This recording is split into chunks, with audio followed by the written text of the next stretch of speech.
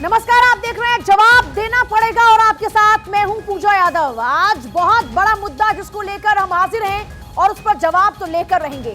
दरअसल राष्ट्रीय स्वयंसेवक संघ के प्रमुख मोहन भागवत ने भारत के मुसलमानों को लेकर एक बयान दिया जिस पर सियासत शुरू हो गई। बयान यह था कि मुसलमानों को देश में डरने की जरूरत नहीं है, लेकिन इसके कई मायने निकाले जाने लगे। विपक्ष ने इस बयान के पीछे की हिंदू मुस्लिम एकता की नेक मंशा को दरकिनार कर सिर्फ सियासत देखी और बस घेरने की कवायद शुरू कर दी।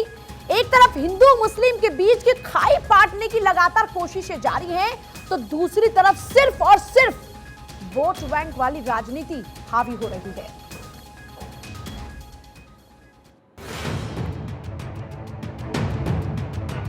देश को एक सूत्र में पिरोने की मंशा या गंगा जमुनी तहजीब में तालमेल बिठाने की कोशिश। भागवत के बयान पर कई सवालों का बस एक जवाब, मुस्लिमों को देश में डरने की जरूरत नहीं।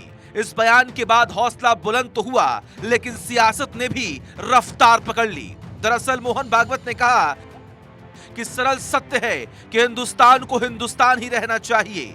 आज भारत में रह रहे मुसलमानों को कोई खतरा नहीं है, इस्लाम को कोई भय नहीं है, लेकिन उन्हें अपने वर्चस्व वाले बयान छोड़ने चाहिए।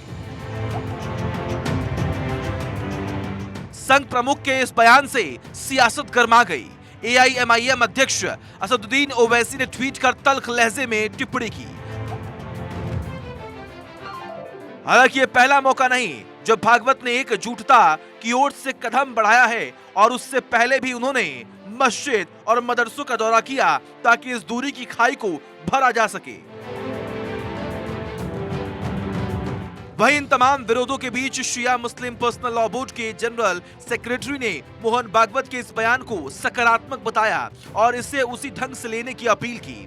मौलाना यासूब अब्बास, जनरल सेक्रेटरी शिया मुस्लिम पर्सनल लॉ बोर्ड। कुल मिलाकर मोहन भागवत का यह बयान देश को एक सूत्र में बांधने वाला है। ऐसे में सवाल ये कि विपक्षी दल इसमें सिर्फ हिंदू मुस्लिम की सियासत क्यों कर रहे हैं।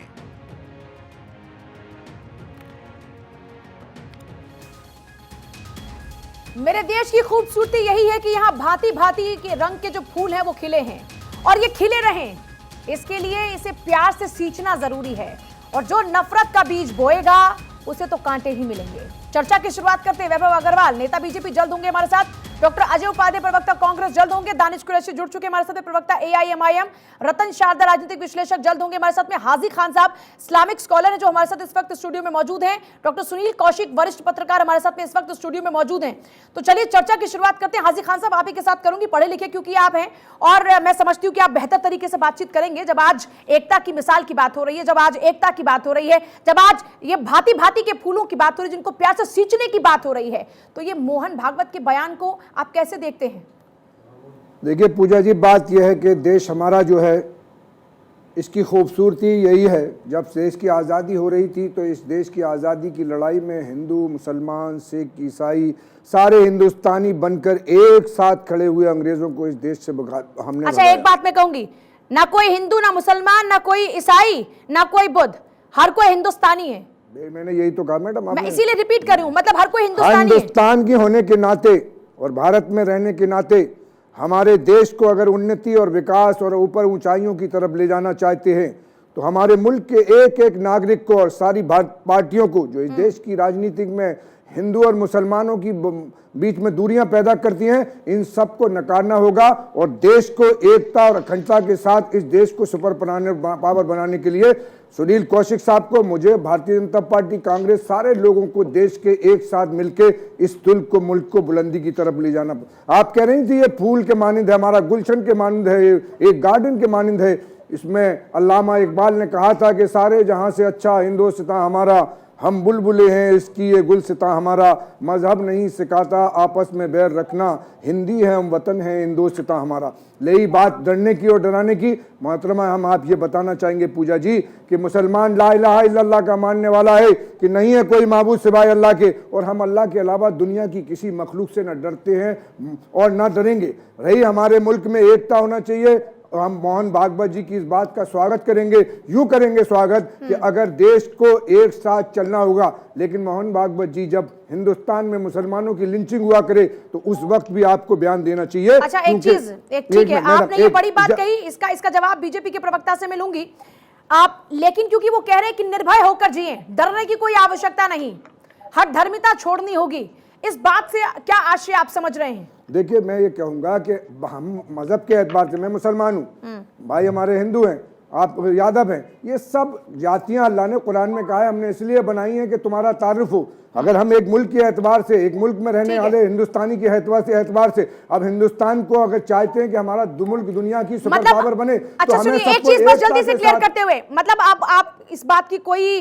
जरूरत नहीं है कि भाई हमारे देश के मुसलमान, जब कोई प्रधानमंत्री होगा तभी मुसलमानों का भला होगा, ऐसी कोई मानसिकता तो नहीं है ना मेरे मुसलमान भाइयों के जहन में? भारतीय जनता पार्टी के प्रधानमंत्री जब कैंडिडेट थे माननीय मोदी जी, तब वो भारतीय जनता पार्टी, ठीक है, लेकिन एक चलिए बाकी लोग भी जुड़ गए। मैंने बहुत बड़ी बात, 35 करोड़ हिंदुस्तानियों के वो, मैंने बहुत बड़ी बात जो जाननी थी आपसे, उनका सम्मान भी करना होगा। ठीक है, मैंने बहुत बड़ी बात आपसे जाननी थी। आपने कहा कि किसी ऐसे, ये जरूरी नहीं कि भाई मेरा कोई मुसलमान प्राइम मिनिस्टर तो तभी होगा तभी मेरे मुसलमान भाइयों का भला होगा, ये वाली मेंटालिटी नहीं है ना।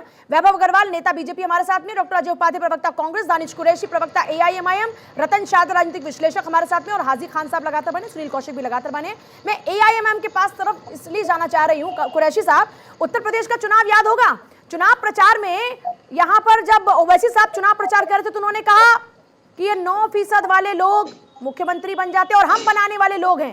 तो अब इसका मतलब जब मेरे देश का मुसलमान, मेरे मुसलमान भाई जब ये नहीं चाहते कि यहां पर जरूरी हो कि हमारा विकास कोई मुसलमान ही नेता करेगा, तो फिर आप लोग ऐसी बातें क्यों करते हैं? देखिए, सबसे पहली बात तो पूजा जी, आज ये पूरी डिबेट जो है वो मोहन भागवत जी के स्टेटमेंट पर है, और मैं फिर एक बार कहूंगा कि कौन है मोहन भागवत? क्या देश के तमाम हिंदुओं ने उन्हें नेता बनाकर बिठाया है? उस पर वो बात कर रहे हैं। अगर किसी सोशल ऑर्गेनाइजेशन के प्रमुख हैं वो, तो उनको उसी तरह की बात करनी चाहिए। अगर वो ये कह रहे हैं कि किसी को, तो मुझे लगता है फिर उनको ये भी कहना चाहिए कि कौन है जो डराने की कोशिश कर रहा है। जैसा कि आदित्य साहब ने कहा कि मुसलमान इस देश में किसी से नहीं डरता, सारी दुनिया में किसी से नहीं डरता, खुदा के सिवा। बताइए कि इस देश में कौन रहेगा, कैसे रहेगा, क्या छोड़ना पड़ेगा? क्या इस देश में सुपरमेसी जो है वो कॉन्स्टिट्यूशन ऑफ इंडिया की है, देश के संविधान की है, और संविधान से ऊपर ना तो हमारे देश के कोई मंत्री हैं और कोई सत्ता है, ना ही किसी सोशल ऑर्गेनाइजेशन के चीफ हैं। अब रह गई बात, जब सबसे ऊपर हमारे देश का संविधान है, तो उसी संविधान के मातहत जो हुकूक मिले हैं उसी का इस्तेमाल देश के नागरिक जो हैं, इंडियन सिटीजन जो हैं, वो कर रहे हैं। आप कौन है ये कहने वाले कि ये छोड़ दीजिए और वो पकड़ लीजिए? आप जो है अपने तरीके से काम करिए, आपको जो मुनासिब लगता है वो आप करिए। वैभव अग्रवाल ये कह रहे हैं कि मोहन भागवत कौन होते हैं कुछ कहने वाले? हम तो नहीं मानते, हम तो संविधान को मानते हैं। नमस्कार, मेरे ख्याल से इनको समझ आना चाहिए ये कौन होते हैं मोहन भागवत को बताने वाले कि वो किस तरह काम करेंगे, भारत के नागरिकों को ये बताएंगे कि हम किस तरह जिएंगे भारत में। पूजा जी, भारत के नागरिकों को आप बताएंगे, AIMIM बताएगा कि हम किस तरह जिएंगे, हम क्या बोलेंगे, कब बोलेंगे, कहाँ बोलेंगे। हम राजनीतिक पक्ष हैं। मोहन जी से आपके लोग, राजनीति में उतर आए, आपके छोटे राजकुमार, राष्ट्रीय स्वयंसेवक रजिस्टर करवा ले। आपने सवाल पूछा, अब जवाब में जरा वैभव जी से ले लूं। वैभव जी बोलिए। AIMIM के छोटे राजकुमार असदुद्दीन ओवैसी के छोटे भाई ये बोलते हैं कि 25 करोड़ है, पुलिस को हटा लो, काट देंगे। पता है क्या कर सकते हैं 100 करोड़? जानते नहीं है आप मेरे और सुनिए, और संघ प्रेरित मैगजीन के अंदर में, संघ प्रेरित मैगजीन के अंदर में 1944 में दशहरे का जो रावण आया था, उसमें कितने नेता थे वो पता है आपको? 50, 55, 68, 75 में क्या हुआ मुझे इससे मतलब नहीं याद। अरे मुद्दे पर आइए भाई, मुद्दे पर आइए। मेरा सवाल ये है, देखिए मैं फिर से दोहरा दूं, मैं जरा फिर से दोहरा दूं अपना सवाल, मैं जरा दोहरा दूं फिर से अपना सवाल। रावण स्वरूप ही चित्रा था, वो दिन भूल गए दिया। दानिश कुरैशी साहब जरा सुनिए एक बार, मैं जरा फिर से दोहरा दूं। मेरे मुस्लिम भाई यहां पर मौजूद हैं, वो ये कह रहे हैं कि मुझे अपने भले के लिए कोई मुसलमान नेता ही नहीं चाहिए, मुझे वो नेता चाहिए जो प्यार की बात करे, जो समान विकास की बात करे। जब वो राजी हैं तो फिर आप काजी क्यों हो रहे हैं? अरे मुझसे सवाल पूछा पूजा जी, जवाब दूं मैं? हाँ, देखिए, सबसे पहली बात तो मैं वही कह रहा हूं कि अभी जो को पैनलिस्ट थे जो कह रहे थे कि वो कौन होते हैं, देखिए हमने ओवैसी साहब ने जवाब तब दिया है जब मोहन भागवत जी बोले, उनके बिना बोले तो नहीं कहा। उन्होंने तो ये नहीं कहा कि संघ को कैसे रहना चाहिए, देश की आजादी में उनका रोल नहीं रहना चाहिए, तब भी ठीक है, कोई बात नहीं। मैं वही कह रहा हूँ, सुनिए।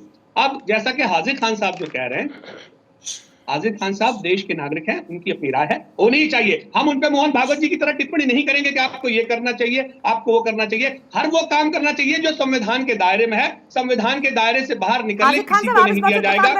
जल्दी से माफी क्यों नहीं मांगते आप? जो आप असदुद्दीन ओवैसी के छोटे भाई ने बोला था, आप माफी क्यों नहीं मांगते कि गलत बोला था? 25 करोड़ मुस्लिम, 100 करोड़ हिंदुओं को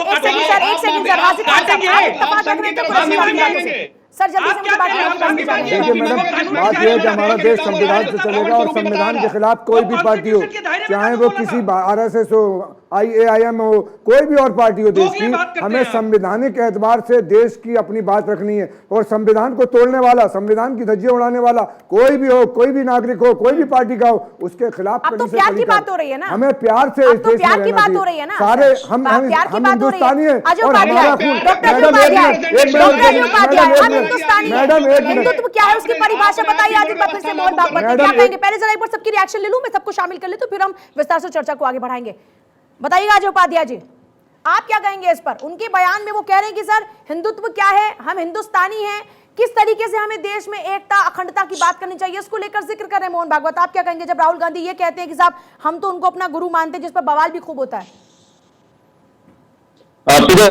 पहले तो आज बड़ा अच्छा कार्यक्रम आपका है, देश को जवाब दो। तो ये जवाब कौन देगा जो इस देश में नफरत फैला रहा हो, हिंसा फैला रहा हो, राजनीति और संघ की तो पैदाइश के देश के मूल बुनियाद जो है सत्य अहिंसा का, उस सत्य और अहिंसा पर प्रहार कर रहा हो, भारत के संवैधानिक मर्यादा को कहीं ना कहीं तार कर रहा हो, उनको इस देश में जवाब देना चाहिए। आपने बड़ा अच्छा है आज का ये टॉपिक रखा है। मोहन भागवत जी की अपनी उनकी एक विचारधारा है, विचार शैली है, और उस विचार शैली के तहत उन्होंने जो भी विचार रखा है, लेकिन संवैधानिक दायरे में रखकर सबको अपनी बात रखने का अधिकार है। मोहन भागवत जी यदि हिंदू एकता की बात करते हैं, मुस्लिमों को नहीं डरना चाहिए, इस पे बात करते हैं, तो यहां तक किसी को कोई आपत्ति नहीं है। लेकिन जब उनके ही ऑर्गेनाइजेशन के लोग, चाहे वो प्रज्ञा ठाकुर है, चाकू भी पी जाने की बात करती हैं, चाहे उनका एक कर्नाटका का मंत्री लव जिहाद, विकास का मुद्दों को छोड़ दो, लव जिहाद पे आ जाओ, या चर्बी गर्बी की बात होती है, 80-20 की बात होती है, तो मुझे लगता है कि मोहन भागवत जी को अपने उन फ्रिंज सुनील कौशिक, अजय उपाध्याय ये कह रहे हैं कि साहब 80-20 की बात करने वाले लोग, या फिर जो ये कहें कि तुम भी अपने चाकू तैयार रखो, और एक तरफ मोहन भागवत की बात, ये कह रहे हैं कि दोनों में विरोधाभास है। नहीं, देखो ये समझना पड़ेगा कि उन्होंने सिर्फ यही क्यों कहा कि मुसलमानों को डरने की जरूरत नहीं है। मोहन भागवत जी ये कहते कि देश के किसी भी नागरिक को डरने की जरूरत नहीं है, किसी से डरने की जरूरत नहीं है और किसी नागरिक को डरने की जरूरत नहीं है। यदि उन्होंने ये टारगेट किया है कि मुसलमानों को डरने की जरूरत नहीं है, तो कहीं ना कहीं इस देश में इस बात का संदेश है कि मुसलमानों को डराया जा रहा है। ऐसी व्यवस्थाएं जो है आज की स्थिति में वो उन तक पहुंच रही हैं, तब मोहन भागवत जी को कहना पड़ा। तो मोहन भागवत जी को उनसे भी अपील करनी पड़ेगी कि जो लोग देश के नहीं, ये तो भागवत जी बताएंगे ना। उन्होंने, जैसे आपने कहा कि कौशिक जी डरने की जरूरत नहीं है, तो कौशिक किसी से डर रहे होंगे, आपके पास सूचना पहुंची है। तो यदि मुसलमानों के लिए उन्होंने अपील की है, तो निश्चित तौर से उनको ये लग रहा होगा कि इस देश का मुसलमान इस समय डर रहा है। दूसरा, AIM के प्रवक्ता कह रहे थे कि साहब मोहन भागवत जी को कहने की जरूरत नहीं है।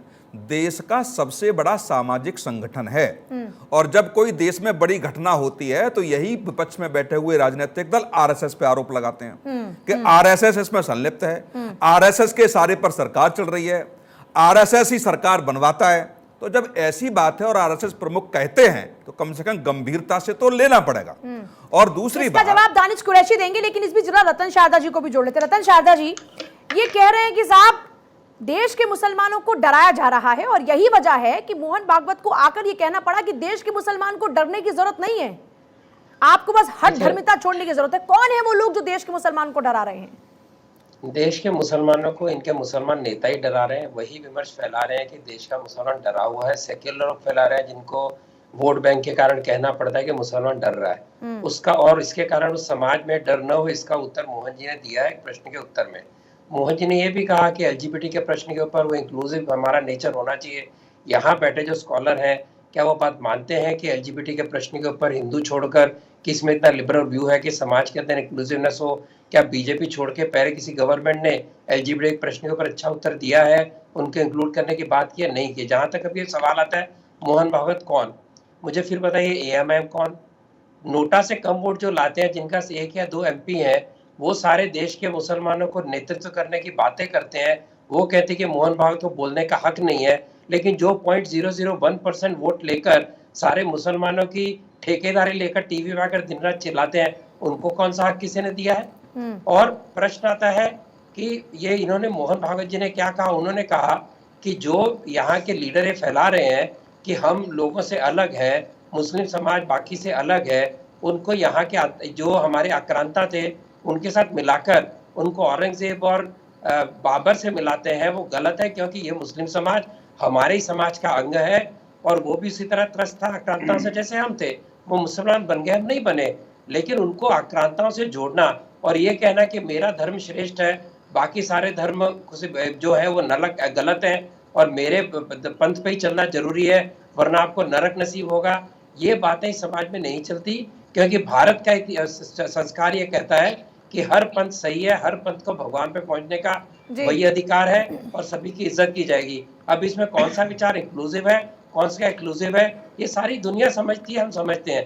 प्रकृति के बारे में जो हमारे समाज संस्कृति है और जो बाकी नहीं है भी हम जानते हैं, तो इसको बहुत नैरो तरीके से ना लिया जाए। और जो बड़ी बात की गई है, आप ये कह रहे हैं कि वो जिसको नैरो माइंडेड वे में लेकर जा रहे हैं, दरअसल वो खुद नैरो माइंडेड हैं और उनकी पॉलिटिक्स क्योंकि इसी से चलने वाली है, इसीलिए वो ऐसी बातें कर रहे हैं। और ये बताइए जरा कुरैशी साहब, आप सारी फिर से जो गेंद है वो आप ही के पाले में आकर गिर गई कि आप लोग हैं जो देश के मुसलमानों को अलग करने की कोशिश कर रहे हैं। उसका मकसद ये है कि आपकी राजनीति ही सिर्फ इस कारण से चल रही है, आप पर ये आरोप लग रहे हैं, इसका क्या जवाब आप एएम ने ये कहा, एएमएम ने, कि हमने 800 साल राज किया है, हम आगे भी राज करेंगे, ये क्या भाषा होनी चाहिए हमारे देश? जवाब इसका दीजिए, जवाब दीजिए। ये तो हट धर्मिता की बात हुई ना, हमने राज किया, हम अब भी राज करना चाहते हैं, मुगल सम्राट बनना है क्या आपको? अच्छा सुनिए जी, पूजा जी, अब ये जितने भी फर्स्ट ऑफ ऑल तो आरएसएस की तरफ से तो कोई प्रवक्ता आए नहीं है, लेकिन ये जो हिडन अनकॉल्ड जो प्रवक्ता हैं, उनसे कहिए कि इस कार्टून पे इस कार्टून पे आप माफी मांगेंगे रतन शारदा जी? आप मांगेंगे माफी? अरे आप पहले कार्टून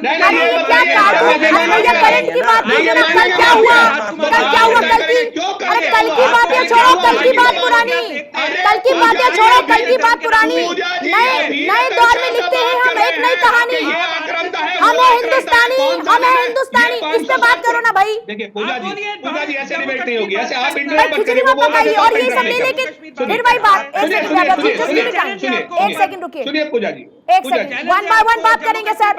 और मैं जरा फिर से आई रिपीट सर दानिश जी, मैं एक बार फिर से रिपीट कर रही हूं। देखिए हम देश की बात करें, मैं फिर से जरा दोहरा दूं, हम हिंदुस्तानी हैं, आप भी ये बात मानते हैं, मेरे मुसलमान भाई जो यहाँ पर खड़े वो भी इस बात को मानते हैं, तो हम हिंदुस्तान की बात करें ना। कल की बात पुरानी हो गई ना, कल की बात छोड़िए, रात गई तो बात गई, छोड़िए ना उसको। अगर वो पकड़ के बैठेगी तो जहर ही घुलता रहेगा ना देश के अंदर, छोड़िए उस बात को सर। जब आप पॉजिटिव एटीट्यूड के साथ आगे बढ़े तो पॉजिटिव भी आगे बढ़ते हैं ना सर। मैं आपको जवाब दूं, मैं जवाब दूं पूजा जी? बोलिए। आप खुद को सेक्युलर कहते हैं, खुद को रतन जी आप मेरा एक सेकंड जरा बोलने दे, बोलिए दानिश कुरैशी साहब। मैं जरा फिर से रिपीट कर दूं, मैं चाहूंगी उसी पॉइंट पर आप रहें। दानिश साहब मैं फिर से रिपीट कर रही हूँ, देखिए यहाँ पर कुल मिलाकर एक बात सामने आई। सर एक सेकंड मेरा सवाल सुन लीजिए, फिर मैं आप ही के पास हूँ, आपको पूरा 30 to 40 सेकंड में दूंगी, आप पूरी बात कीजिएगा। मैं फिर से रिपीट कर रही हूँ सर, सब लोग ये आरोप लगा रहे हैं एआईएमआईएम के ऊपर कि आप सिर्फ अपनी राजनीति को चमकाने के लिए मुसलमान भाइयों के जहन में ये बात डाल रहे हैं कि हमने पहले भी राज किया और हमें अब भी राज करना चाहिए। मोहन भागवत के आज के बयान में भी यही बात है कि हठ धर्मिता छोड़ देनी चाहिए, हठ धर्मिता छोड़ दीजिए, हिंदुस्तान आपका है, यह मुल्क आपका है, सबको मिलकर रहना चाहिए। बोलिए। अब सुनिए, देखिए पूजा जी, सबसे पहले तो किसी के कहने से ये मुल्क हमारा है या नहीं है ऐसा नहीं है। ये मुल्क हमारा हमारे संविधान से है, हमारी दी हुई अंग्रेजों के खिलाफ लड़ाई की कुर्बानियों से है, और वो सारे लोग जिन्होंने इस देश की जंगे आजादी में लड़ाई दी, सिवाय के आरएसएस, कहीं कोई रोल नहीं रहा उसका। चलिए छोड़िए उस पर। अब मैं बात करता हूं अभी आप कह रही थी कि पुरानी बातें छोड़िए, और रतन शारदा जी बैठ के यहाँ 200 साल, 300 साल, 500 साल पुराने बात लोगों की, देखिए बीच में इंटरप्ट करेंगे पूजा जी, ऐसे नहीं चलेगा। वो बोलते मैं नहीं, दुकानदारी कर रहे हैं, भाई एक उसमें सेकंड आपका क्या रोल था? One by one. आप धर्म के नाम पे अपनी राजनीतिक रोटियां सेक रहे हैं, आपका क्या रोल था भारत की आजादी में?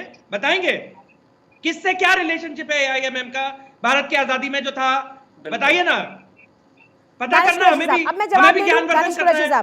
अब आप चुप हो गए क्योंकि आपके पास बोलने के लिए मटेरियल ही नहीं, मसला ही दानिश कुरैशी साहब, मैं जवाब क्योंकि आप अपनी राजनीतिक मुझे बाकी लोगों की बात भी जाना है sir, one by one. Danish Qureshi साहब, वैभव जी एक सेकंड बोलिए दानिश साहब।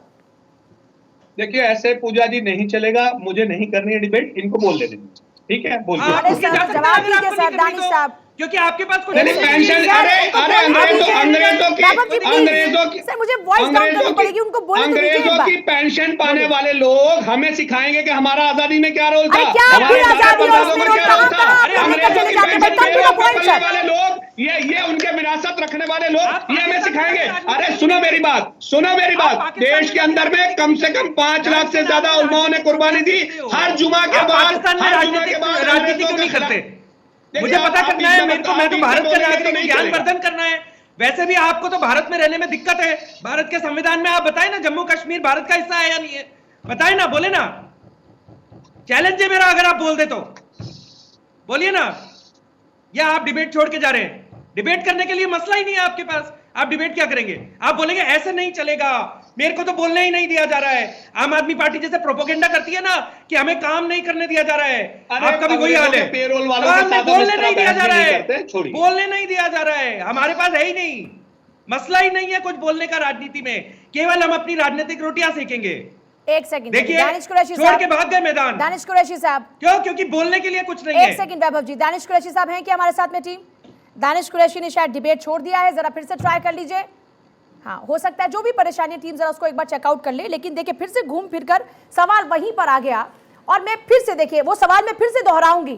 क्या वाकई देश के मुसलमान को यह लगता है कि अगर कोई मुसलमान शासक यहां पर होगा तभी जाकर उनका भला हो सकता है, या फिर ये मिथ्या सिर्फ और सिर्फ अपनी राजनीति के लिए कुछ लोग फैलाने की कोशिश करें? हाजी खान साहब देखिए पूजा जी, जब देश आज़ाद हुआ 1947 में और मुल्क बटा, तो एक आवाज़ लगाई मौलाना अबुल कलाम आज़ाद गांधी जी ने, और एक आवाज़ लगाई नेहरू जी ने, और एक आवाज़ लगाई जिन्ना साहब ने। जिन्होंने जिन्ना की आवाज़ पे लब्बैक किया वो पाकिस्तान चले गए, और जिन्होंने गांधी, नेहरू और मौलाना अबुल कलाम आज़ाद की बात पे लब्बैक किया वो इस भारत में रहे और भारत के नागरिक हैं। हम बाई चॉइस, फायदे में रहे, हम बाई चॉइस, फायदा नुकसान अभी बाद में, हम बाई चॉइस फायदा रहा कि नुकसान? किसी की बपौती पे नहीं है, सुनिए किसी सर, की भीख मांगे नहीं है, हम सर अपनी ये चॉइस मैं, पे। अरे बपौती की बात नहीं, हिंदुस्तान सबका है भाई, लेकिन मैं ये पूछ रही हूं, जैसे आपने कहा कि जितने हमारे मुसलमान भाई आए उनके आवाज पर यहां पर आ गए, तो उनको फायदा हुआ कि नहीं? पाकिस्तान की हालत तो देखो क्या हो गई है मैडम, हालत न खाने को दाने। हम इस देश की जीडीपी में 132% के हिस्सेदार सर, आपका है ना हिंदुस्तान। अरे बांटने की बातें तो ये लोग कर रहे हैं, वही तो कह रहे हैं कि बांटने की बातें तो ये कुछ लोग कर रहे हैं। 168 पे हिंदुस्तान के हिंदू हैं, 20 मैं क्या बोल रही हूँ सर, मैं कह रही हूँ फायदे में रहे कि नहीं? अरे आप भी तो यही तरक्की कर रहे हैं ना, आप भी तो, अरे मैं क्या बोल रही हूँ सर, तरक्की यहीं पर हो रही है ना, मिल बांट के खा रहे हैं ना हम लोग, मिल बांट के भारत को आगे बढ़ा रहे हैं ना। ये जितना हिंदुस्तान आपका उतना हिंदुस्तान मेरा, मुझे लगता है यहाँ पे जितने भी मेरे हिंदू मुस्लिम सिख ईसाई भाई है सबका उतना ही है ये हिंदुस्तान। तो ये कुछ लोग, मैं फिर से एक बार से रिपीट कर रही हूँ, क्या मुसलमान शासक ही आप लोगों का भला करेगा? आज जो मोहन भागवत ने बात कही, पहले हमेशा ये आरोप लगते रहे कि आरएसएस बांटने की बात करती है, प्रोपेगेंडा चलाती है, वो करती है हिंदू मुसलमान और फला फला फला फला।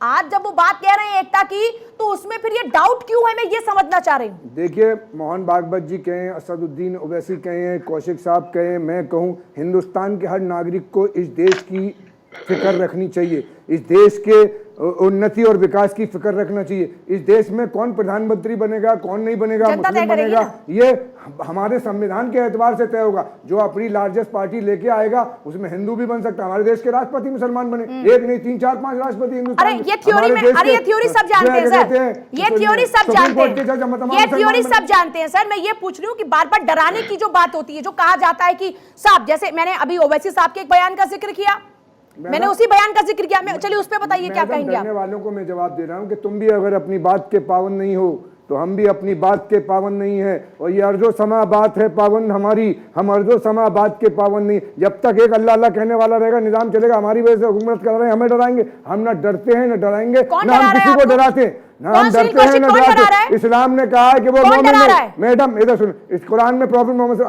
साहब ने कहा है कि वो मोमिन नहीं, मोमिन कौन नहीं, डरा मोमिन रहा है नहीं। सर? जिसके कौन डरा रहा है सर? उसका पड़ोसी अमन कौन में डरा ना रहा है हो। सर? ये हमारी कौन सभ्यता- डराने वाले लोग वो हैं? भी- जिनको अपनी राजनीतिक रोटियां अभी सूखनी है वो डराने वाले लोग कौशिक जी ने हैं। कहा मेरे कि किसी अगर भाई को डरने की जरूरत नहीं है। मोहन भागवत इस जी ने देश कोई में फिक्र मेरे की किसी है, भाई को तो डरने उन की तक ये जरूरत बात नहीं है। पहुंची होगी कि फक्र से मुसलमान कहो के साथ हिंदुस्तानी है। क्या छोटा सा ब्रेक। होगा। फक्र जब से भी कहो हम मोहन भागवत जी हिंदुस्तानी। ने बात छोटा सा की- ब्रेक। चर्चा की फिर से शुरुआत करते हैं। तमाम मेहमान लगातार बने हुए वैभव अग्रवाल, नेता बीजेपी, डॉक्टर अजय उपाध्याय, प्रवक्ता कांग्रेस, दानिश कुरैशी, प्रवक्ता एआईएमआईएम, रतन शारदा, राजनीतिक विश्लेषक, और हाजी खान साहब इस्लामिक स्कॉलर, और डॉक्टर सुनील कौशिक हमारे साथ में बने हुए हैं, पत्रकार, वरिष्ठ पत्रकार स्टूडियो से। सभी का एक बार फिर से स्वागत है। तो चर्चा जब हम कर रहे हैं तो बात निकलकर यही सामने आ रही है कि बात एकता की हो रही है, तो फिर बार बार उसमें इतना डाउट क्यों अजय उपाध्याय जी? चले, अजय उपाध्याय हमारे साथ नहीं है, कौशिक साहब क्यों बार बार इतना डाउट है? देखो, हमारे मित्र ने अभी क्या कहा, मैं उनकी बिल्कुल बात से सहमत हूं कि मुसलमान को डरा रहा है। और ये अभी से नहीं, जब बीजेपी की सरकार नहीं थी तो हमने देखा है कि जामा मस्जिद से फरमान जारी होते थे। आजकल जामा मस्जिद से फरमान जारी हो रहे हैं क्या ना? रोज तीसरे दिन आप देखिए न कहीं से फरमान जारी होते थे, वो सब बंद हो गए। और जब पूजा हम छोटे थे तो हम देखते थे अखबार के पहले पेज पे एक महीने में 1 या 2 बार कर्फ्यू तो आ ही जाता था कि इस देश के किस शहर में कर्फ्यू लगा हुआ है। इसका क्या तात्पर्य है? वो सब बंद नहीं, वो सब बंद है। रिएक्शन आप देखिए, एक्शन का रिएक्शन होता है। एक्शन नहीं है तो रिएक्शन क्यों होगा? तो दंगे देखे तो हैं, वही दिल्ली में मोहन दंगे देखे, भागवत जी यूपी ने में दंगे देखे तो हैं हमने। नहीं, वही मोहन भागवत जी ने कहा के नाम है, पर। वही मोहन भागवत जी ने कहा है कि जो लोग आपको डरा रहे हैं वो क्यों डरा रहे हैं? 2% आपको मुस्लिमों का वोट नहीं मिल रहा, 2 सांसद आपके नहीं हैं, और आप कह रहे हैं कि हमको डराया जा रहा है। और हर छोटी घटना पर लेकर के आप ऐसे सामने मीडिया के आते हैं कि जैसे सबसे बड़े हितैषी आप ही हैं। तो वो मोहन भागवत जी ने कहा, ये सूचना दानिश पहुंची होगी, कुरैशी, और ये मैंने पहले आप भी कोई कहा। डिस्टर्ब नहीं करेगा भाई, सबकी अपनी अपनी टर्न है, अपनी अपनी टर्न में बात कर। दानिश कुरैशी साहब जवाब दीजिएगा। देखिए, सबसे पहली बात तो पूजा मैं आपको बता दूं कि इस देश में अभी कोई हमारे पैनलिस्ट सवाल कर रहे थे कि आपका क्या रोल है। तो दिक्कत क्या है कि अंग्रेजों से, ब्रिटिशरों से पेंशन पाने वालों को, मैं समझता हूं उनकी विरासत संभालने वालों को ये अधिकार नहीं बनता। दूसरे नंबर की बात अभी कौशिक साहब कह रहे थे, इसके पहले शायद रतन शारदा जी भी कह रहे थे कि उनके इतने एमपी हैं, उतने एमपी हैं। तो मैं उनसे ये पूछना चाहता हूं कि आरएसएस के कितने एमपी हैं, या तो फिर रतन शारदा जी ये कह दें कि भाजपा के जितने एमपी हैं वो सब आरएसएस के एमपी हैं, ताकि देश के सामने ये हम राजनीति से अलग हैं, या भाजपा हमारी नहीं है, या हम भाजपा के नहीं है, ये अरे जो दानिश जी, दुविधा जो है ना कई देश बार के कहा है सामने, कि आरएसएस मैं बीजेपी खत्म को चलाता है। अरे One by one. कौशिक साहब, RSS मैं One खत्म by कर one. लूं। प्रदेश Sir, चल one रहा by है। one. One by Kaushik one. साहब मैं खत्म कर लूं, आप बोलिएगा, मैं खत्म कर लूं। मैं वही तो कह रहा हूं ना कि हमें कोई ऐतराज नहीं है। हम तो ये कह रहे हैं कि मोहन भागवत जी भी आए, 2024 में चुनाव लड़े, प्रधानमंत्री के दावेदार रतन बने, शारदा जी, आरएसएस के ठीक है, तरफ से रतन शारदा बने, जी। क्यों नहीं बनते? रतन शारदा जी। हम तो ये कह रहे हैं। आइए सर आप। अब जवाब ले दो, रतन शारदा जी, फिर वैभव जी आपके पास आ रही हूँ। रतन शारदा जी। देखिए, पहले ठीक। छोटी सी बात का पहले जवाब दे दूं। इनको बड़ी आदत है कि डायरेक्ट फुर्रा छोड़ देना कि आरएसएस का सत्ता संग्राम में क्या राज था। तो आरएसएस का सत्ता संग्राम में क्या रोल था, इसके लिए आपको संघर्ष स्वराज मेरी किताब है, पढ़ें। 1930 से लेकर 1942, 1947 से सारे समय में संघ ने क्या किया आप पढ़ सकते हैं। जहां तक सवाल मैंने ये कहा कि अगर एक 0.001% वाला, नोटा से कम वोट रखने वाला अपनी विचार रख सकता है, तो देश का सबसे बड़ा संगठन जो है, दुनिया का सबसे बड़ा संगठन है, वो अपना विचार क्यों नहीं रख सकता? आपको इस ऑब्जेक्शन क्यों है? ये मेरा कहना था। अब ये कह रहे हैं कि भाई आपने क्या कहा, प्रश्न क्या दानिश जी, क्या सवाल चाहा? आरएसएस से प्रेरित बहुत सारे लोग बीजेपी में हैं, कौन मना कर रहा है? मिनिस्टर भी आरएसएस के हैं, प्राइम मिनिस्टर भी आरएसएस का है। तो उसके कारण अगर आरएसएस का इन्फ्लुएंस पॉलिटिक्स में है तो उसका नकार तो नहीं सकते। क्या आरएसएस मना कर रही है? आरएसएस मना नहीं कर रही। लेकिन क्या आरएसएस ने सरकार चलाई है? नहीं, आरएसएस बीजेपी चला रही है। पर आरएसएस एज ए ऑर्गेनाइजेशन जो इतने सारे देश के अंदर हर जगह रतन जी, काम कर रही है, उसके विचारों को वजह देना पड़ेगा। एक ये भी बात आजकल सामने आने लगी कि आरएसएस अब अपनी लीग से हटकर बात करने लगी है। भाई मुसलमानों के साथ अब प्रयास किए जा रहे हैं, चाहे आप जाकर इंडिया मुस्लिम इमाम ऑर्गेनाइजेशन के प्रमुख इमाम उमर अहमद इलियासी से मुलाकात करें, चाहे इसके अलावा 22 अगस्त को आप जाके बुद्धिजीवियों से, मुस्लिम बुद्धिजीवियों से जाकर बात करें। ये कोशिशें अब क्यों हो रही हैं? मतलब ये लीग से हटकर प्रयास क्यों हो रहे हैं इस वक्त देश के अंदर? देखिए, मुसलमानों के साथ चर्चा ये 1975 में जेल में शुरू हो गई थी, जमात इस्लामी के साथ, और बाकी लोग जेल में थे। और क्या समाज के ऐसे समाज को हम टोटल अनटचेबल रखेंगे जिनकी संख्या 15 से 16 करोड़ है? अगर उनके मन में कोई शंका है और संघ को उनको कुछ बताना है तो मिलके ही बताएंगे ना। तो आप ये चर्चा डेसिमल द्वारा वाले लोगों को खत्म करना डेमोक्रेसी चाहते चलती हैं, है। ये एक प्रयास है और क्या? आज जब वो हैं जी, क्या कहा आपने? मैंने कहा तो ये जो डेसिमल वाले जिन लोगों का जिक्र आप बार बार कर रहे हैं, आप चाहते हैं कि इनकी पॉलिटिक्स पे फुल स्टॉप लग जाए, इसलिए बिल्कुल, ये ये जो प्रयास है। नफरत की राजनीति कर रहे हैं, जो नियो जिन्ना की राजनीति कर रहे हैं, उसकी समाप्ति तब होगी जब मुसलमान समाज को समझ आएगा कि ये लोगों ने हमारा ठीक कोई है भी भला वैभव नहीं साहब, किया है। यही मकसद है इसका। अब 30 साल सेक्युलर राज के अंदर जो कोचर कमेटी की रिपोर्ट बनी, उसमें बताया गया कि 70 साल में माइनॉरिटीज का कोई भला नहीं हुआ, मुस्लिम समाज का भला नहीं हुआ। बंगाल के अंदर 30 ठीक है। साल अब आप कम्युनिस्ट से चाहते पहले हैं कि मुस्लिम कांग्रेस, समाज का वहाँ भला का तभी मुसलमानों का होगा हाल खराब है जब वो भी तो आप कौन बीजेपी सी के साथ राजनीति आ कर जाए और रहे हैं? बीजेपी को वोट करने लग जाए कंप्लीटली। पूजा मैं काउंटर दूं? ये संघ ने नहीं इजाजत कहा, दो तो मैं ये काउंटर संघ ने नहीं कहा। मैं वो आपकी बात कर मेरे रही हूँ, आप मुंह ये में कहना डालिए। चाहते हैं, मैं संघ की बात ना नहीं ना, कर रही, मैं आपकी मैं बात उस कर रही हूँ। शब्द में नहीं जा रहा हूँ। वो किसी को भी वोट करे, लेकिन वो केवल जाति पंथ भाव को लेकर, घृणा के भाव को अच्छा, लेकर देश की वोट राजनीति मत में करें। बदलाव हो, आप ये कह रहे हैं कि बिल्कुल। आरएसएस चाहता है कि देश की राजनीति में बदलाव हो। जो अब तक जाति पंथ के नाम पर, मजहब के नाम पर लोग बटा करते थे, अब उस राजनीति पे फुल स्टॉप लग जाए। बिल्कुल, जल्दी से बोलिए क्वेश्चन, मुझे वैभव जी के पास जाना है, बहुत देर से वो इंतजार कर रहे हैं, बोलिए जल्दी से। नहीं, मुझसे कहा कुरैशी साहब जल्दी बोलिए, कुरैशी साहब हाथ उठा रहे थे, बोलिए क्या बोल रहे हैं? देखिए रतन शारदा जी ने जो कहा, इससे तो बिल्कुल साफ हो गया कि भारतीय जनता पार्टी, आरएसएस जो पूरी बात करता है वो बीजेपी के पॉलिटिकल बेनिफिट की बात करता है, तो अच्छा। बट ऑब्वियस है। और दूसरा, भारतीय जनता पार्टी के प्रवक्ता अभी कह रहे थे कि भाई आप कुछ भी होता है तो बड़े हितैषी बन के आ जाते हैं। देखिए, असदुद्दीन ओवैसी साहब तब आए हैं जब मोहन भागवत जी का स्टेटमेंट आया, उससे पहले तो वो नहीं आए। और जिस तरीके से मोहन भागवत जी भारत के नागरिक हैं, एक सोशल ऑर्गेनाइजेशन के प्रमुख है, उससे उन्हें अपनी राय रखने पहले का हक है। वैभव अग्रवाल इस बात का जवाब देंगे, फिर मेरा एक सवाल आपसे रहेगा। सर जल्दी से, 10 सेकंड और। जल्दी तो बोलिए। हर नागरिक के पास सवाल करने का अधिकार है, और मुझे लगता है कि उस सवाल करने के अधिकार से किसी को वंचित नहीं किया जा सकता। वैभव जी ये कह रहे हैं कि आपकी पॉलिटिकल बेनिफिट के लिए आरएसएस काम कर रहा है और ये उसी की स्ट्रेटजी का पार्ट है। वो तो रतन जी ने कह ही दिया अभी। अब हो गया कुरैशी मैंने ये साहब, नहीं कहा। मेरी रतन जी आ रही हूँ, रतन जी आ रही हूँ। मैंने ये नहीं हो गया, कहा, हो गया। मैंने कहा आरएसएस के लोग बीजेपी कोई में बात है, इसमें कोई मनाही नहीं करता, पर क्या मैंने कहा कि बीजेपी के भले के लिए हम बोल रहे हैं? एग्जैक्ट हम ये नहीं देश बोला, के भले कुरैशी की बात साहब ये करते बात हैं, नहीं लेकिन बोली। तो उसका साहब, चलिए वैभव जी को दूसरी बोलिए, बात एक बार नहीं है। सर एक सेकंड उसका वैभव जी, कांग्रेस कोई भी उठा अच्छा, सकता है, वैभव जी, लेकिन आपकी ये पॉलिटिकल बेनिफिट के लिए काम आप चल रहा जो है, मर्जी ये आरोप बोलिए। लग रहे हैं आपके ऊपर। हाँ, नहीं, ये देखिए, पॉलिटिकल तो बेनिफिट अब- बिल्कुल गलत है। मैं बताता हूँ आपको, जी। इसमें ना 2-3 चीजें हैं, ये थोड़ा सा मेरे को समय लगेगा, सुनने की जरूरत है। सबसे पहले तो ये आरोप लग रहा है कि संघ जो है वो भाजपा के पॉलिटिकल बेनिफिट के लिए बात कर रहा है। देखिए, ऐसा है कि भाजपा एक राजनीतिक दल है, कई नॉन पॉलिटिकल सोशल आउटफिट्स के साथ मिलकर काम करती है। आरएसएस, राष्ट्रीय स्वयंसेवक संघ, तो सामाजिक, हम राजनीतिक दल है तो जाहिर सी बात है कि समाज में उठना बैठना है हमारा, सामाजिक लोगों से वार्तालाप होगा, प्रबुद्ध नागरिकों से वार्तालाप होगा। तो पहली बात तो अपने को यह समझ आ जाए कि मोहन भागवत भारत के प्रबुद्ध नागरिकों में से एक है, उनको Z+ सिक्योरिटी मिली हुई है थ्रेट परसेप्शन के हिसाब से। तो पहली बात तो ये समझ ले, कोई भी ना समझ अगर नहीं समझे तो वो समझ ले। दूसरी बात, भारतीय जनता पार्टी एक राजनीतिक दल होने के नाते कई सोशल आउटफिट्स के साथ काम करती है, और राष्ट्रीय स्वयंसेवक संघ भारत का ही नहीं विश्व का सबसे बड़ा सोशल आउटफिट है। नॉन गवर्नमेंट ऑर्गेनाइज, एनजीओ नहीं, एनजीओ की बात नहीं कर रहा मैं, सोशल आउटफिट की बात कर रहा हूं, ठीक है। तो हमें उसकी लीगल कंसोलिडेशन क्या है उससे हमें कोई मतलब नहीं है। सोशल आउटफिट है, कम्युनिटी एफर्ट है, ये थ्योरी ठीक है, सब जानते सामाजिक हैं और effort ये है। बात आप जो कह रहे हैं वो सब जानते हैं। मेरा सवाल फिर से मैं दोहरा दूं, जिसका मैं जवाब आपसे चाह रही हूँ। वैभव जी ये कह रहे हैं आपसे, सर एक बार सुन लीजिए मेरा सवाल, एक बार सुन लीजिए।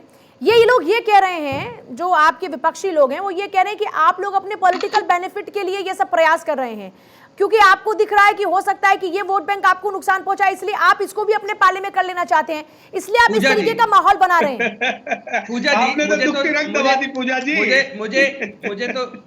मुझे तो किसी भी धर्म के नाम पे दुकानदारी करने वाले व्यक्ति का या दल का या किसी सामाजिक प्रारूप का उस पे हंसी इसलिए आती है क्योंकि वो जिस धर्म की राजनीति कर रहे हैं, जिस धर्म की दुकानदारी कर रहे हैं, उसी धर्म के लोग उनको वोट नहीं देते हैं। सबसे बड़ी बात आप ये सोचो, उसी धर्म के लोग उनको नकारते हैं, उसी धर्म के लोग नोटा दबाते हैं उन्हीं के इलाकों में। और अन्य दल जिस राजनीतिक दल पे आप आरोप लगा रही हैं, यानी भाजपा पे आप आरोप लगा रही हैं, भाजपा को ही वोट आता है उसी धर्म के लोगों का। तो आप ये समझे कि ये बहुत बड़ा एक हास्यास्पद नाटकीय रूपांतर है धर्म के नाम पे राजनीति करने का। पहली बात। दूसरी बात, जहां तक भाजपा के राजनीतिक फायदे की बात है, भाजपा जाहिर सी बात है एक राजनीतिक दल है, और यदि किसी सोशल आउटफिट की एक रीच है वो और यदि सोशल आउटफिट की बात, देश में भाजपा का जो मोटो है कंट्री फर्स्ट, यानी देश पहले, दल उसके बाद और स्वयं उसके बाद आखिरी में, तो यदि देश की बात अगर कोई करता है और देश के फायदे में बात होती है तो हम तो उसका राजनीतिक फायदा उठाएंगे, इसमें कोई दो राय नहीं है, इसमें क्या है, इसमें कोई छुपाने वाली बात ही नहीं है। क्या एतराज है? आप भी पॉलिटिकल पार्टी हैं, ये भी पॉलिटिकल पार्टी है, आप करें तो अच्छा, ये करें तो बेकार। देखिए, मेरा सबसे कुत्ता पहले कुत्ता, इनका तो कुत्ता हमारे टोपी, ऐसे कैसे हो अग्रवाल सकता है? साहब जो हैं वो प्रॉपर एक्सप्लेन नहीं कर पाए। मैं आपको ये बताऊं, जैसा कि उन्होंने कहा, रतन दानिश शारदा भाई जी ने देखो, तो बहुत पर्सनल- मतलब चालाकी पर्सनल के मत साथ बोलो। में स्वीकार किया। देखिए पर्सनल वैभव जी, मत मैं खत्म कर लूं, आप आप बोले तो मैं लोगों खत्म के करूं। जहन में ये पर्सनल क्यों मत डालना सुनिए, चाहते सुनिए, हैं कि मुस्लिम पर्सनल शासन सुनिए, भी सुनिए, मुस्लिमों को सुनिए, भला कर सुनिए, सकता है। पूजा जी मैं सुनिए, तो बहुत पूजा जी स्पष्ट सुनिए। शब्दों में आपसे अरे सवाल फिर से पूजा दोहरा जी, रही हूँ। पूजा जी सुनिए, कुरैशी सुनिए, साहब, पूजा जी सुनिए, हिंदू इतना सुनिए, सुनिए, कमजोर पूजा नहीं जी। है दानिश भाई, हो और सकता हिंदू है, पार्टी चलिए का- संघ के लिए हिंदू एएमआईएम पार्टी का अच्छी नेता नहीं भी है, मान कमजोर लेते हैं हम, नहीं है, एक मिनट के लिए पर्सनल मान मत लेते हैं हम नहीं अच्छे, तो राजनीतिक आप बता बात करिए। दीजिए। और भाजपा के अलावा और कौन सी पार्टी जो है जिसकी पॉलिसी संघ को अच्छी लगती है, या कहीं राजनीतिक स्तर पे उससे सपोर्ट किया हो, या वहां अपने लोगों को मिनिस्टर बनाया हो, जैसा रतन शारदा जी कह रहे हैं, एक उसका इस सवाल का भी जवाब दे। आप कहाँ की इनका बात को प्रश्न कहाँ मुझे लेकर समझ जा रहे नहीं हैं? आया, जवाब मैं दे दूंगा, राजनीतिक इनका- सपोर्ट आपकी नहीं बात बात कहाँ करना, पे राजनीति कहाँ की आपने सवाल जरा करेंगे समझ ना में नहीं हम। आया। मैं जरा स्पष्ट सवाल फिर से पूछ रही दोहरा हूँ। दूं। देखिए मैं फिर से सर, दोहरा दूं। सर एक सेकंड, मैं फिर से सवाल पूछ रही हूँ सर। देखिए, मैं आज पहले बातें फिर से दोहरा दूं। हमारा सत्य ही सत्य और तुम्हारा मिथ्या। आप अपनी जगह पर अच्छे, हम अपनी जगह पर अच्छे, इसके लिए एक लड़ाई क्यों, साथ आगे बढ़े, यही हिंदुत्व है, इस्लाम को कोई भय नहीं। ये मुख्य तौर पर बातें हैं जो आज मोहन भागवत ने कही। मैं इससे इतर आपसे एक सवाल ये पूछ रही हूं कि लोगों के जहन में, खासतौर पर मेरे मुस्लिम भाइयों के जहन में, आप लोग ये बात क्यों डालना चाहते कि मुस्लिम शासक ही उनका भला कर सकता है। मैंने यूपी चुनाव का आपको एग्जाम्पल दिया जिसमें ओवैसी साहब ने कहा कि आपके लोगों को, यानी मुसलमान लोगों को मुख्यमंत्री बनने की वहां पर आवश्यकता है। देश में भी आप ऐसे कहेंगे कि पीएम बनने की आवश्यकता है, तभी मेरे मुस्लिम भाइयों की जो भलाई है वो हो पाएगी, उसके भलाई के काम हो पाएंगे। ऐसा मिथ क्यों फैला रहे हैं आप लोग? ओके ओके, सुनिए, देखिए पूजा जी, मैं आपको एक बात कहूं, अगर बैरिस्टर साहब ने कोई बात कही है तो वो आउट ऑफ कॉन्स्टिट्यूशन कॉन्सेप्ट में कही है? नहीं, हमारे संविधान के अंदर में आर्थिक, सामाजिक और राजनीतिक समानता की बातें हैं। टर्न बाय टर्न हमारे यहाँ अगर क्या कहते हैं कोई दलित महिला को हम बीजेपी प्रेसिडेंट बनाती है तो उसका जश्न लेती है कि हमने दलित को बनाया, उसके बाद कहती है हमने ट्राइबल को बनाया। तो एक बात समझ लीजिए कि अगर कोई मुसलमान कहते हैं प्राइम ना, मिनिस्टर की हमारे बात मुस्लिम करता है, प्रेसिडेंट कोई रहे। मुख्यमंत्री की बात ऐसे तो करता कोई भी नहीं रहे। पूजा जी सुनिए, और उनको आत्म सम्मान से देखा जाता है। तो वो कहाँ संविधान से बाहर है? भाई, कौशिक मेरी साहब, बात सुनिए, किसी भी प्रदेश का कौशिक साहब, मुख्यमंत्री बनेगा। कौशिक साहब ये कह रहे कि वो तो भैया अंडर कॉन्स्टिट्यूशनल बात कर रहे हैं ना, वो कौन सा कॉन्स्टिट्यूशन से जाके बाहर बात कर रहे हैं? पता नहीं ओवैसी जी की ये पार्टी तो वही बात आ गई, बार बार इस बात को दोहरा रहे हैं कि साहब अगर भला होगा तो तभी होगा। नहीं, देखो, मुझे ये लगता है कि वो कहते हैं कि डरने की जरूरत है तो कह सकते थे गैर संवैधानिक बात है। ये तो कोई व्यक्ति ये कह रहा है, पीठ थपथपा रहा है कि आपको डरने की आवश्यकता नहीं है, और कुछ लोग आपको डरा रहे हैं, उससे आगे आप निकलिए, बढ़िए, हमारे साथ है ये देश की तरक्की के लिए। तो मैं इस बात को कतई नहीं मानता कि मोहन भागवत जी ने ऐसी कोई बात कही है। ये तो ओवैसी साहब भी कहें कि हिंदुओं को डरने की जरूरत नहीं है, मेरे भाइयों को डरने की जरूरत नहीं है, मैं आपके साथ हूं, क्या दिक्कत आ रही है इसमें? या देश की तरक्की के लिए हिंदू मुस्लिम एक साथ आ सकते हैं तो मैं उसका स्वागत करता हूं, ये ओवैसी साहब कह देते। मैं तो ओवैसी साहब से ये पूछना चाहता हूं, क्या जामा मस्जिद से जो अपील होती थी वो बंद हुई कि नहीं हुई? क्या पहले एक खास वर्ग को डराया गया कि नहीं डराया गया? दूसरी बात आप देखिए कि जब उसी हाजी खान साहब आप बताइए। मैं वही कह रहा हूं कि उस वर्ग के बुद्धिजीवी वर्गों से मिलना होता है, और ये जिम्मेदारी भी है, ये खान साहब की भी हाजी खान जिम्मेदारी साहब, है। ये सच्चाई है कि डरा डरा कर जाए। आज तक राजनीति होती रही, वो डर वाली राजनीति अब खत्म होनी चाहिए कि नहीं? देखिए मैडम, दो जवाब दूंगा, एक कौशिक जी का और एक आपका। मैं देश के मुसलमानों ने 67 साल हिंदुस्तान में किसी मुसलमान पार्टी को नहीं दिया वोट। ओवैसी साहब कल पैदा हुए, बल्कि समाजवादी, कांग्रेस, बीएसपी, आरजेडी और कम्युनिस्ट पार्टी तो नहीं कर रहे ना फिर आप? दुनिया में आप जो एक बार बार कह रहे हैं, हमने कभी भी हिंदू ठगावा महसूस तो नहीं कर रहे ना? हमारे मुल्क में जो अच्छा शासक हो, कोई भी पार्टी हो, मैं अपने राष्ट्र के 135 करोड़ हिंदुस्तानियों से कहूंगा कि सारे हिंदुस्तान का कोई भी नागरिक उस पार्टी को दे जो हमारे देश के 135 करोड़ हिंदुस्तानियों। साहब, ये बात आपकी सही है, पर लेकिन जो डराने की बात करें आप उस पर क्यों नहीं बोलना चाहते? हम ना डरते हैं ना डराएंगे। क्या जामा मस्जिद से अपील हुई कि नहीं हुई? आप मानते हैं यकीन इस हो बात कि ना हो, बात को? हुई कि नहीं हुई आपके जमाने में? कौशिक, यकीन हो कि ना हो, यह बात तो यकीन अरे कीजिए। डर लगता है क्या? हमारे फिर से मैं जिस्म फिर से की पूछूं, नसीब की है। कई के सेलिब्रिटी कहते हैं कि हमको डर लगता है। आवाज आ रही होती है, आपको डर लगता है क्या क्या? आपको डर लगता है क्या? भाई बात ये हो रही कि डरने की जरूरत नहीं। और क्यों डरे भाई? क्यों डरे? क्यों डरे? क्यों डरे? जो जाति के नाम पे राजनीति। एक सेकंड हाजी खान साहब, डर लगता है क्या आपको? हाजी खान साहब, आपको डर लगता है क्या? हाजी खान साहब, आपको डर लगता है क्या? कौशिक जी एक सेकंड, आपको डर लगता है क्या हाजी खान साहब? हम मैडम ये कहेंगे, आपको डर लगता है क्या हिंदुस्तान में? भारतीय जनता पार्टी की अटल जी के जमाने में सर, 6.5 साल आपको डर लगता है क्या? और अब 8 साल के हाथ से इतने ज्यादा हैं वतन में अपने। सर, आपको डर खून लगता से है? सबके भी अखबार निकल सकते डर हैं। लगता है और आपको? तूने चाहा नहीं, सर, हालात आपको बदल डर लगता है सकते क्या? हैं। चाह रहा मेरे छोड़िए, आंसू मैं क्या तेरी पूछ रही हूँ, आंखों डर से लगता है निकल आपको? सकते हैं। हमारे आपको डर लगता है क्या? इस हिंदुस्तान में डर लगता है क्या? ये हिंदुस्तान आपका है कि नहीं है? क्या मेरे देश का मुसलमान निर्भय तरीके से जी रहा है कि नहीं? हमारे बड़े भाई है। मैं ये पूछ रही हूँ कि क्या मेरे देश का मुसलमान निर्भय तरीके से जी रहा है कि नहीं? देश की आजादी सर, मैं पूछ रही हूँ हमारे मुल्क की। सर, मैं पूछ रही हूँ कि क्या मेरे देश के मुसलमान भाई को डर लगता है क्या इस हिंदुस्तान में रहते हुए? किसी पॉलिटिकल पार्टी से कोई डर लगता है? किसी से डर लगता है क्या? विदेश का डरता, दुनिया का मुसलमान सिर्फ अल्लाह से डरता है। किसी मौत सबके। तो ये डरा डरा के राजनीति करने वाले लोगों को मजा क्यों नहीं चखाते सर? बारी आएगी, उसे जाना पड़ेगा। आपको डरा डरा कर जो राजनीति कर रहे हैं उनके साथ क्यों खड़े हो जाते हैं फिर आप लोग? हम हर उस आदमी के खिलाफ है जो हमारे राष्ट्र के संविधान की धज्जियां उड़ाए, हमारे देश के राष्ट्र कुरैशी साहब की पार्टी रखवाली लगती है क्या किसी नागरिक का खून क्या करे, आपको ये लगता है कि हम ऐसे सारे गरीबों के खिलाफ खड़े हैं और रहेंगे। उठाएगी? क्या आपको ये लगता है कि AIMIM, Samajwadi party, Congress, BSP जिनको आपने वोट दिया, क्या आपको लगता है कि यही आपके हकों की बात कर सकती है? मैडम, अभी मौलाना आजाद फाउंडेशन जो एक कायम किया था कांग्रेस ने, उसकी मानस जो योजना थी उसे खत्म कर दिया गया। हम ये कह रहे हैं कि भारतीय जनता पार्टी ने पिछले 8 साल में जब सरकार केंद्र में सबका साथ सबका विकास सबकी बात करने वाले प्रधानमंत्री कितने स्कूल खोले, कितने मेडिकल स्कूल खोले। मुस्लिम इलाके में काम करना होगा मैडम, दिलों को जीतना होगा।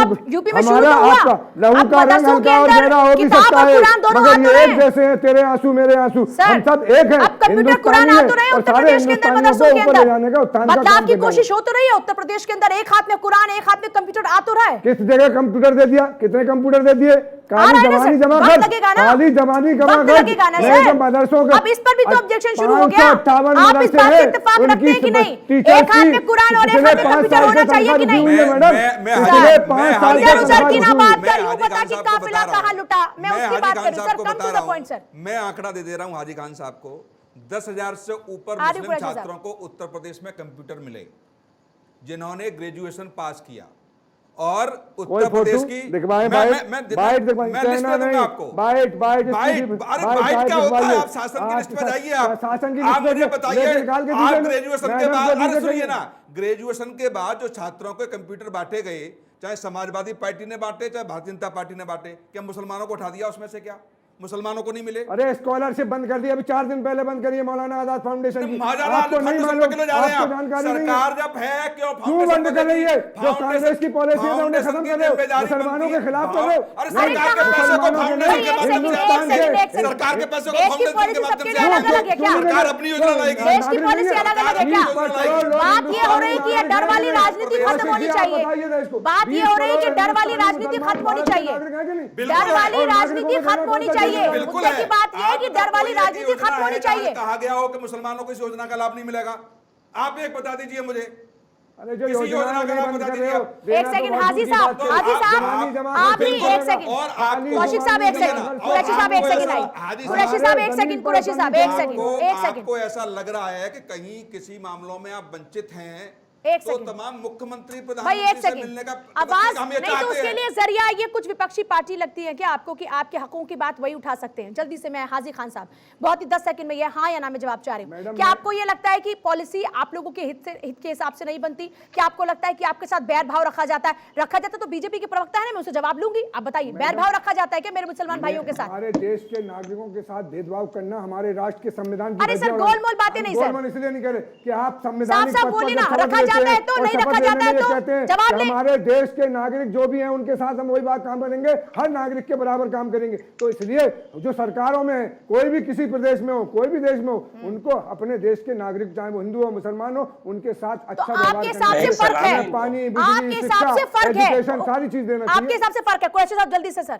मैं एक सलाह दूं इनको, कुरैशी मैं साहब क्या सलाह बोले थे? दूं जल्दी सर मुझे वाइंड अप करना है डिबेट का, जल्दी से बोलिए। छोटी सलाह दूंगा, वक्फ बोर्ड के पास लाखों बोलिए करोड़ शरद। रुपए की प्रॉपर्टीज वो है। आपकी नहीं है, भारत वो की वक्फ बोर्ड एक की सेकंड, प्रॉपर्टी शारदा जी हमारी बोलिए, है, एक सेकंड, हमारे वक्फ बाप बोर्ड दादा को की है पैसे सर, देना। वो किसी की अरे सरकार आप की सुन नहीं तो है, वो लीजिए कोई सर, एक बार भी सुन तो लीजिए, सुन बोलिए तो रतन शारदा लीजिए। जी। मैं कह रहा हूं उसका यूज करिए ना, आप क्यों सरकार का मुद्दे? सरकार, इस सरकार ने तो 70% पहले से दिल्ली बहुत गिरी हुई है अधिक वक्फ करोड़ों बोर्ड की रुपए प्रॉपर्टी खर्च से, किए हैं माइनॉरिटी BTS के से ऊपर। लेके 5 स्टार वक्फ बोर्ड होटल जो तक, लाखों करोड़ मिलेनियम की पार्क संपत्ति तक। लेके बैठा है, उसका उपयोग समाज के लिए क्यों नहीं करते? आप करिए उसके लिए उपयोग। नहीं करते हैं, क्यों आपको नहीं मन करते? हमें जो चाहिए। आता है अरे उसका आप करते हैं, करिए ना, लोगों लाखों की समस्या का करोड़ों की समाधान करते संपत्ति हैं, आपके पास, एजुकेशन के उसका एतबार से उपयोग भी नहीं दे रहा है करेंगे। और सरकार जो हजारों जब करोड़ 70% कर रही जमीन है, वक्फ बोर्ड के पास पहली है, फिर तो गवर्नमेंट आपको से ज्यादा, सरकारों की जरूरत उसके नहीं है, ऊपर आपको आपको खुद का सरकार फंड हो। सही इस्तेमाल नहीं हो रहा है फिर क्या? हमारे देश में। अगर वक्फ बोर्ड की सारी प्रॉपर्टी मुसलमानों को मिल जाए, सरकार से 1 रुपए तो की किसको जरूरत मिलेगी? नहीं। हुकूमत चाहते वो हैं? वक्फ वक्फ बोर्ड बोर्ड किसका के है? लिए हुकूमत पूरी चाहते हैं या ये कब्जा वक्फ करने बोर्ड सरकार चाहते कर हैं रही क्या? है, लोग कर रहे हैं। आप हुकूमत चाहते हैं क्या? दिल्ली सल्तनत, दिल्ली को सल्तनत बनाना चाहते हैं क्या? आप क्या चाहते हैं? दिल्ली की सल्तनत बन जाए? क्या चाहते हैं? दिल्ली की नहीं, सल्तनत वक्फ पे बोर्ड आप किसके राज पास करें? है? आप तो इस तरीके की वक्फ बातें बोर्ड कर रहे हैं सरकार कि के दिल्ली पास की है क्या? 70% पर हमारे वक्फ बोर्ड का कब्जा।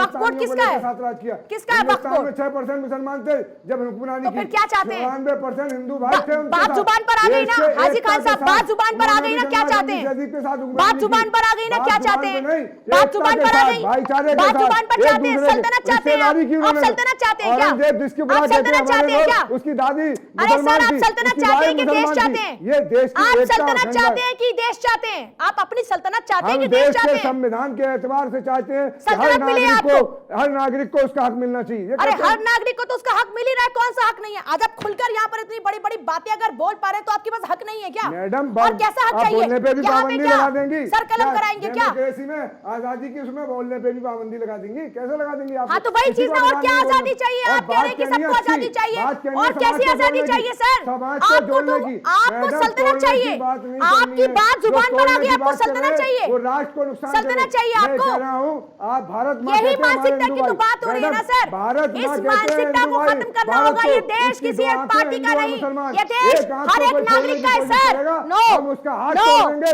और भारत माँ को बहुत छोड़ने बहुत नहीं देंगे। बेकार ये बात हम आप कह कर रहे हैं। बहुत शुक्रिया सभी का चर्चा में शामिल होने के लिए। ये देश किसी एक का नहीं, ये देश हर एक शख्स का है, हर एक नागरिक का है, और जो इससे ऊपर खुद को समझ रहा है वो तो सिर्फ खुदा ही हो सकता है, और खुदा तो सिर्फ जानते हैं सबका मालिक एक है।